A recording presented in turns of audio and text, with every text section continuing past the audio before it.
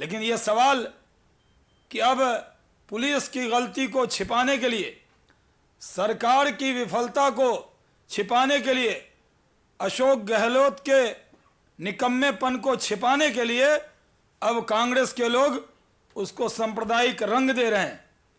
कांग्रेस वहां उस झगड़े को सांप्रदायिक चाशनी उस पर डालना चाहती है और भारतीय जनता पार्टी का संसदीय दल वहां पर जाकर हमने सद्भावना की बात वहां पर की। दोनों समाज के लोगों ने हमको आश्वस्त किया है। यहाँ पर जो दो सरपंच थे, शेरी सरपंच और दानी सरपंच, उन्होंने आश्वस्त किया कि हम लोग मिलकर रहेंगे, हम लोग सदा से मिलकर रहते आए हैं।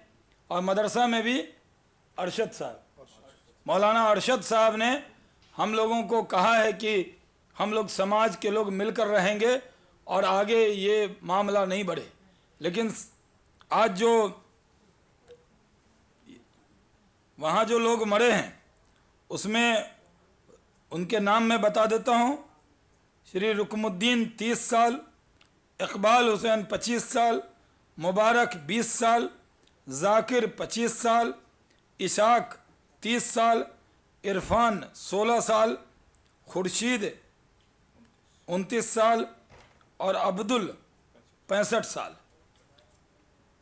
जो लोग गायब हैं उसमें दीन मोहम्मद 30 साल, नदीम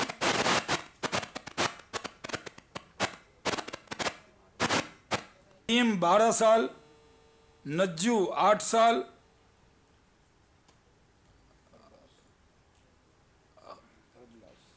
अखलास 10 साल, ताहिर 24 साल, शरीफ 22 साल, सोफिन 10 साल और चांद, ये 8 लोग अभी भी गायब हैं। जिस तरह से उस पर लीपापोती किया गया है, भारतीय जनता पार्टी वहाँ सांप्रदायिक सौहार्द चाहती है, हम सद्भावना चाहते हैं। हम गोपालगढ़ से लेकर पूरे देश में सद्भावना चाहते हैं और कांग्रेस को से अनुरोध करते हैं कि वो सांप्रदायिक राजनीति करना बंद करे, इस तरह से जुल्म और ज़्यादती करना बंद करे और इस देश के तथाकथित धर्मनिरपेक्ष नेताओं से पूछना चाहते हैं कि बाद में बयान बहुत देते हैं और जब इस दुख की घड़ी आती है, जब अल्पसंख्यक समाज का कोई व्यक्ति मारा जाता है, तब आप सिर्फ टीवी पर बयान देंगे, अखबार पर बयान देंगे या उनके आंसू भी आप पोंछेंगे? ये सवाल उनके लिए। इसलिए आज की घटना काफ़ी दुखद है।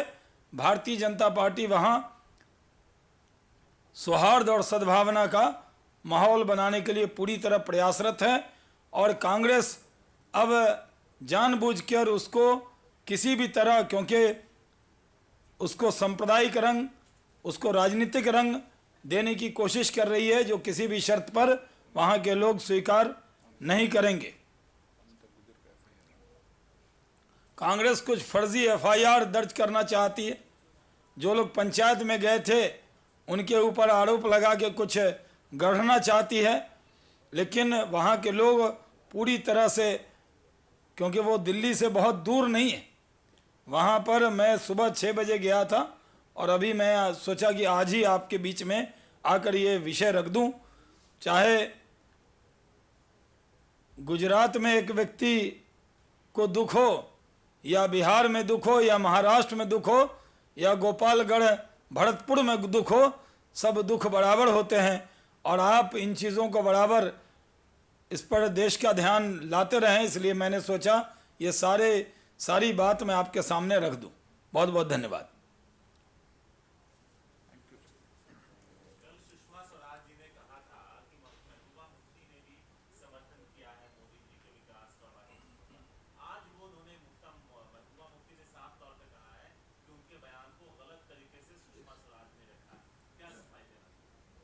सुषमा जी ने इस पर जवाब दे दिया है। सुषमा जी हरदम सत्य बोलती हैं और उनका सत्य जो है प्रमाणित होता है। सीबीसी के मुद्दे पर जो उन्होंने कहा था उस पर भी सरकार दाएं बाएं कह रही थी, लेकिन वो सत्य प्रमाणित हुआ। तो सुषमा जी हरदम सत्य पे आधारित ही बयान देती।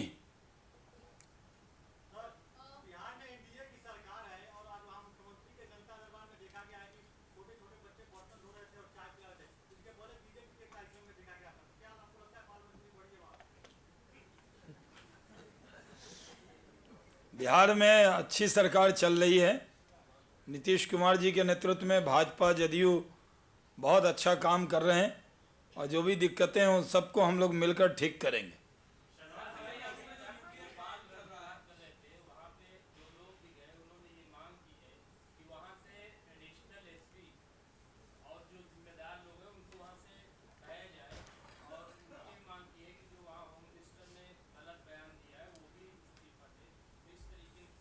नहीं, वहाँ एसपी डीएम को, एडिशनल एसपी को उन्होंने हटाया है, क्योंकि वो लोग तो खुद ही नेतृत्व कर रहे थे इस फायरिंग का। लेकिन सवाल एसपी का नहीं है, सवाल डीएम का नहीं है, सवाल कांग्रेस की मानसिकता का है, सवाल उनके क्राउन प्रिंस की खामोशी का है, सवाल मुख्यमंत्री अशोक गहलोत को जिम्मेदारी देने का है। भारतीय जनता पार्टी पर उंगली उठाने वाले कांग्रेस के नेता क्या गोपालगढ़ की फायरिंग की जिम्मेदारी कांग्रेस के नेता अपने ऊपर लेंगे? क्या मुख्यमंत्री अशोक गहलोत के खिलाफ सोनिया जी, राहुल जी कोई कार्रवाई करेंगी? उसका हम इंतजार करेंगे और अगली प्रेस कॉन्फ्रेंस में फिर उस पर बात करेंगे।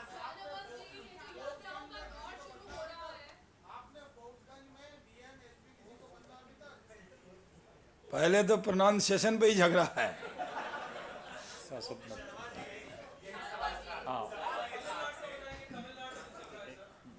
वही है कि सवाल जो है, सवाल एनडीए रूलिंग स्टेट में हो तो आप सवाल पूछते, और अगर कांग्रेस की स्टेट में फायरिंग हो उस पर देश में कोई सवाल ही नहीं बन रहा है। जी आपका तो हो गया। रीमा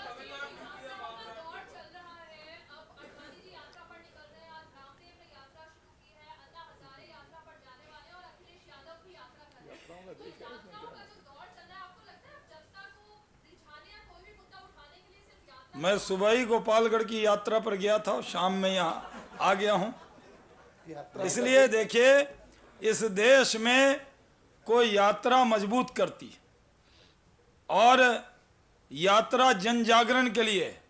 आजकल हवाई जहाज से बहुत सारी यात्रा होती है जो समय कम लेती है, लेकिन सड़क से यात्रा से जनसंपर्क बढ़ता है और जन अभियान का वो यात्रा कही जाती है, लेकिन वो जन अभियान होता है। जिस तरह देश में भ्रष्टाचार का माहौल है, एक यात्रा क्या, इनके बढ़ते हुए भ्रष्टाचार को खत्म करने के लिए कई यात्रा करनी पड़ेगी।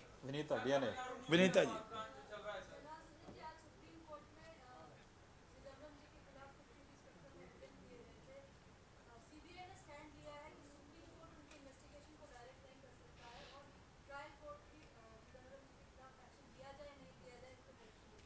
सुप्रीम कोर्ट सही निर्णय करेगा उस पर। ऐश्वर्या,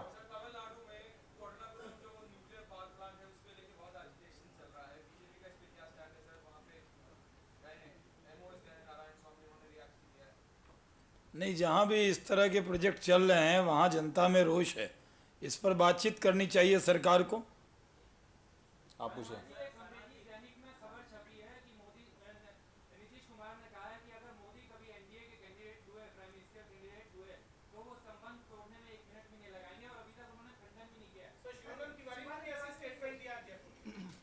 आपका देखिए, माननीय नीतीश जी का बयान आ गया है, उसके बाद अब कोई चर्चा का कोई सवाल ही नहीं उठता। जो नीतीश जी का स्पष्ट बयान आ गया है, उसके बाद किसी और के बयान पर कोई प्रतिक्रिया भारतीय जनता पार्टी नहीं देगी। आपका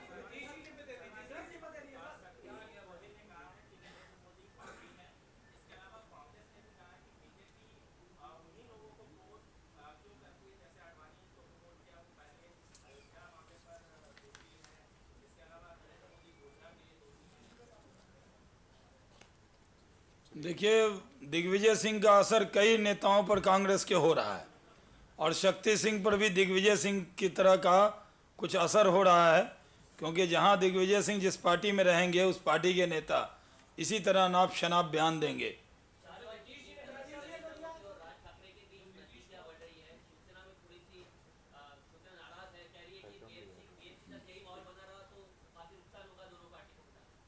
सब कुछ ठीक होने वाला है। अगली बार सरकार एनडीए की बनने वाली है, आप सबको उसमें हमारी तरफ से निमंत्रण है। बहुत बहुत धन्यवाद।